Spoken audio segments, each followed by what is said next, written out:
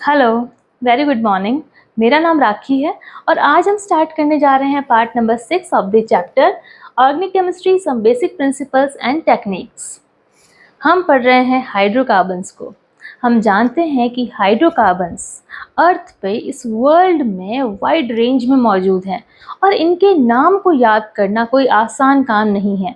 इसके लिए एक सिस्टमेटिक वे होना चाहिए और वो सिस्टमेटिक वे दिया है IUPAC ने। IUPAC, international union of pure and applied chemistry, IUPAC। IUPAC nomenclature ये बताता है कि किस तरीके से किसी हाइड्रोकार्बन को हम आसानी से नाम दे सकते हैं। इनके लिए 5 स्टेप्स फॉलो किए गए। 5 स्टेप्स कौन कौन से हैं? तो आज के इस पार्ट में, पार्ट नंबर 6 में, हम IUPAC नॉमेनक्लेचर के अकॉर्डिंग 5 स्टेप्स जो कि हाइड्रोकार्बन्स के नाम को आसानी से हमें समझाते हैं, उनको पढ़ेंगे। स्टार्ट करते हैं। फर्स्ट स्टेप है वर्ड रूट।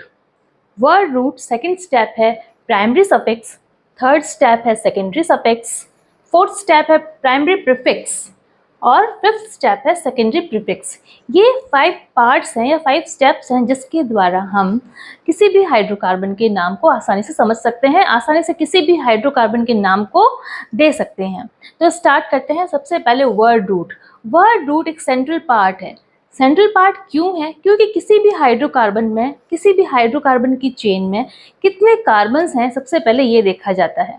तो सबसे पहले अगर किसी हाइड्रोकार्बन की चेन में एक कार्बन है, केवल एक कार्बन है, तो उसे मेथ, 2 कार्बन है तो एथ, 3 कार्बन है तो प्रॉप, 4 ब्यूट, 5 है तो पेंट, 6 कार्बन है तो hex, 7 carbon hept, 8 carbon oct, 9 है तो नॉन, 10 कार्बन है तो डेक, 11 कार्बन है, अगर किसी हाइड्रोकार्बन में 11 कार्बन हैं तो अनडेक, 12 कार्बन है तो डोडेक एंड 13 कार्बन है तो ट्राइडेक, अगर 14 कार्बन है तो टेट्राडेक, 15 कार्बन है तो पेंटाडेक। इस तरीके से ये सीरीज चलती है।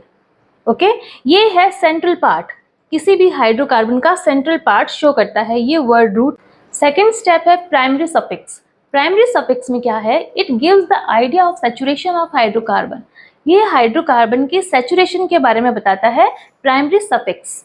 अगर सैचुरेशन किससे देखते हैं? हम बॉन्ड से देखते हैं। अगर सिंगल बॉन्ड है तो वो सैचुरेटेड है, अनसैचुरेटेड डबल बॉन्ड और ट्रिपल बॉन्ड अनसैचुरेटेड बॉन्ड्स हैं।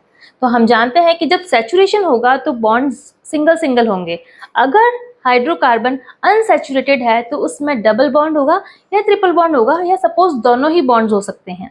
तो ये है आइडिया है किसी भी चीज़ का, किसी भी हाइड्रोकार्बन का आइडिया लगाता है ये प्राइमरी सफिक्स, दैट सैचुरेशन कौन सा है, सैचुरेटेड है या अनसैचुरेटेड है। सपोज अगर सिंगल बॉन्ड है तो प्राइमरी सफिक्स लगता है ANE, एन। अगर डबल बॉन्ड है तो सफिक्स लगता है ईन और अगर ट्रिपल बॉन्ड है तो सफिक्स लगता है आइन। देखिए, हम जानते हैं कि ये वर्ड रूट है। अगर सपोज किसी भी हाइड्रोकार्बन की चेन में 2 कार्बन है तो एथ, एथ, ये देखिए ये कोई हाइड्रोकार्बन की चेन है जिसमें कि 2 कार्बन है, 1 एंड 2, तो 2 कार्बन होने पे हम रखते हैं एथ। और एथ के साथ ही यहाँ सिंगल सिंगल बॉन्ड्स हैं, सारे कार्बन ने सिंगल सिंगल बॉन्ड्स ऑक्यूपाई किए हैं। तो सिंगल बॉन्ड्स ऑक्यूपाई करने पे एन प्राइमरी सफिक्स लगेगा, तो एथ एन, एथेन। इसी तरीके से यहाँ देखिए, यहाँ कार्बन और कार्बन के बीच में डबल बॉन्ड है, 2 कार्बन है तो 2 कार्बन होने पे एथ और डबल बॉन्ड बताता है इन, ENE, तो ये क्या हो जाएगा? Ethene, ethene. और इसी तरीके से कार्बन कार्बन के बीच अगर ट्रिपल बॉन्ड होता तो वो एथाइन, 2 कार्बन कार्बन के बीच में अगर ट्रिपल बॉन्ड होता तो वो हो जाता एथाइन, एथेन, एथीन, एथाइन। तो जैसे जैसे बॉन्ड चेंज होंगे वैसे वैसे नाम भी चेंज हो रहे हैं, देख पा रहे हैं इसे हम। इसके बाद आता है सेकेंडरी सफिक्स। सेकेंडरी सफिक्स, इसमें फंक्शनल ग्रुप को देखा जाता है। फंक्शनल ग्रुप क्या है? ये they decide the chemical properties of compound. Functional group ही चीज़ है जो कि किसी भी कंपाउंड की केमिकल प्रॉपर्टीज को डिसाइड करते हैं। सपोज अगर कार्बोक्सिलिक ग्रुप है, COOH ग्रुप है, कार्बोक्सिलिक ग्रुप, अगर किसी हाइड्रोकार्बन की चेन में कार्बोक्सिलिक ग्रुप है तो उसमें एसिडिक नेचर होगा और उसके नेम के साथ में लगेगा सेकेंडरी सफिक्स लगेगा oic acid, methanoic, ethanoic, propanoic, oic acid, oic suffix लगेगा, उसके साथ सेकेंडरी सफिक्स लगेगा ओइक।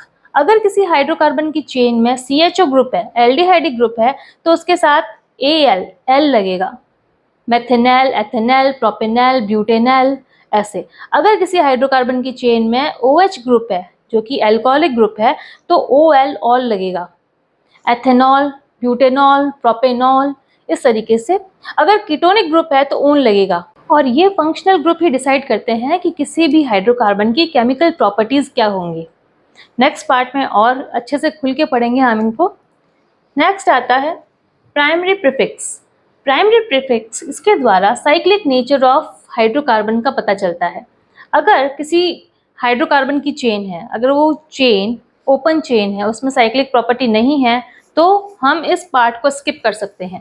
लेकिन अगर हाइड्रोकार्बन में, अगर हम जिस हाइड्रोकार्बन का नेमिंग करने जा रहे हैं उसमें अगर साइक्लिक प्रॉपर्टी है, ये देखिए यहाँ 3 कार्बन है और तीनों साइक्लिक फॉर्म में है, यहाँ 4 कार्बन है और साइक्लिक फॉर्म में है, तो साइक्लिक फॉर्म में होने पे प्राइमरी प्रीफिक्स लगता है साइक्लो। यानी यहाँ पे 3 कार्बन है, मैथ, एथ, प्रॉप, तो 3 कार्बन होने पे प्रॉप, और साइक्लो होने के कारण एक प्रीफिक्स लगेगा साइक्लो आगे, प्रोपेन पर साइक्लोप्रोपेन, साइक्लो आगे प्रीफिक्स लगा है, उसके बाद प्रोपेन। ये प्रोपेन है लेकिन साइक्लिक फॉर्म में है, इसलिए साइक्लोप्रोपेन। तो ये जो साइक्लोप्रोपेन नाम है ये इंडिविजुअल इसी के लिए बना है। इस साइक्लोप्रोपेन नाम से हम पर्टिकुलर इस हाइड्रोकार्बन के स्ट्रक्चर को इमेजिनेशन कर सकते हैं कि ये इसका स्ट्रक्चर कैसा होगा, साइक्लिक फॉर्म में होगा। प्रोपेन यानी 3 कार्बन होंगे और तीनों कार्बन सिंगल सिंगल बॉन्ड से जुड़े होंगे। समझ पा रहे हैं? इसी तरीके से यहाँ हम देख पा रहे हैं कि 4 कार्बन है, 1 2 3 4, 4 कार्बन होने पे क्या रखते हैं, ब्यूट, पर ब्यूट और सारे के सारे कार्बन सिंगल बॉन्ड से जुड़े हैं, तो यहाँ पर सिंगल बॉन्ड है तो butane, butane, but cyclic form में है तो प्राइमरी प्रीफिक्स लगेगा साइक्लो ब्यूटेन, तो ये है साइक्लो ब्यूटेन।